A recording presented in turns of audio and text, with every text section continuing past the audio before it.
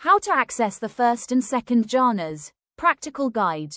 Welcome to your practical guide for accessing the first and second jhanas, those extraordinary states of meditative bliss that have been transforming practitioners for thousands of years.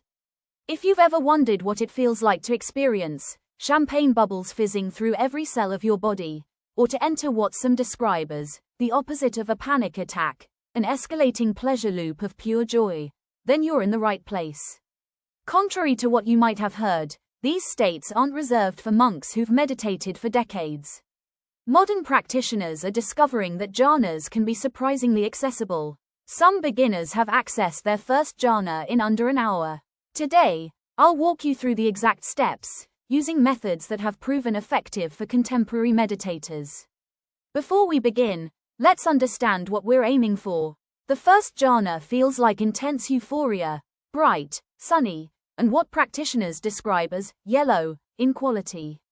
You might experience strong tingling sensations throughout your body, like a laser beam of intense pleasurable electricity, or champagne bubbles. One practitioner described it as an MDMA roll hitting at the exact moment of a bass drop, with hands and chest tingling and energy pushing up through the spine. The second jhana transforms this euphoria into radiating joy, described as hot pink, beaming, and filled with gratitude. It's characterized by what's called noble silence, where internal mental chatter simply stops. Now, let's learn how to access these states step by step. Preparing your mind and body. First, we need to create the right conditions. Begin by finding a comfortable position. Sitting upright is ideal, but don't worry about perfect posture. The key is being alert yet relaxed. Start with deep relaxation. Let your body sink into whatever you're sitting on. Allow your shoulders to drop, your jaw to soften, your eyes to close gently. Here's a useful technique. Try to fall asleep, but catch yourself just before you actually drift off. This creates the perfect balance of relaxation and alertness that jhanas require. Take a few moments to clear your mind of daily concerns. Don't fight thoughts, just let them settle naturally, like sediment in a glass of water. Finding your object of joy. Now comes the crucial step, choosing what we call a meditation object of joy. This isn't about concentrating on your breath or a mantra. Instead, think of someone, something, or a memory that sparks pure, uncomplicated joy in you. This could be a moment of deep gratitude, someone you love unconditionally, a memory of forgiveness or compassion, a feeling of pure altruism, a beloved pet, a moment in nature that filled you with wonder. The key insight here is this. Don't focus on the object itself. Focus on the joy that arises when you think about it. If you're thinking about your grandmother, don't visualize her face in detail. Instead, tune into that warm, glowing feeling that comes up when you think of her love. Building the positive feedback loop. Once you've found that spark of joy, your job is to gently fan it into a flame. Allow that joy to grow, and then, here's the magic, let it loop upon itself. Joy feeds joy. Pleasure intensifies pleasure. If the feeling starts to fade, don't panic. Simply pulse more joy by briefly returning your attention to your chosen object, that person, memory, or feeling. Think of it like gently stoking a fire with just the right amount of fuel. Don't overthink this process. You're not trying to analyze the joy or understand it intellectually. You're simply allowing it to be there and naturally expand. As this feeling builds, pay attention to your body. You might start noticing tingling in your hands and chest. This is what's called pīti, bodily zest or rapture. These physical sensations are excellent indicators that you're on the right track. Welcome these sensations. Instead of ignoring them or being startled by them, shift your attention onto them. Let the tingling spread. Some practitioners describe feeling energy moving up their spine, or waves of pleasure cascading through their entire body. Entering the first jhana. Continue this process, cultivating joy, allowing it to loop and intensify, welcoming the physical sensations, until euphoria hits. You'll know when it happens. The sensations become unmistakable. Your body might feel electric, alive with pleasure. Some describe their head snapping back involuntarily as waves of bliss wash over them. Congratulations!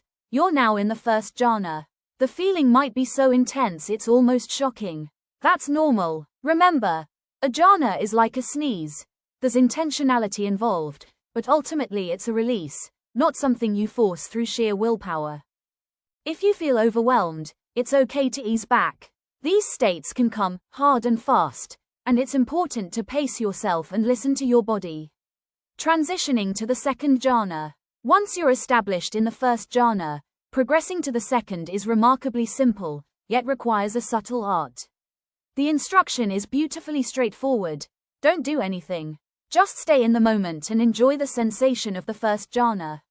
This might sound too simple, but it's precisely this quality of non-interference that allows the natural progression to occur.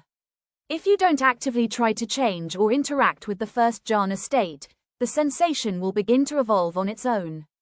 Pay gentle attention to how the sensations transform.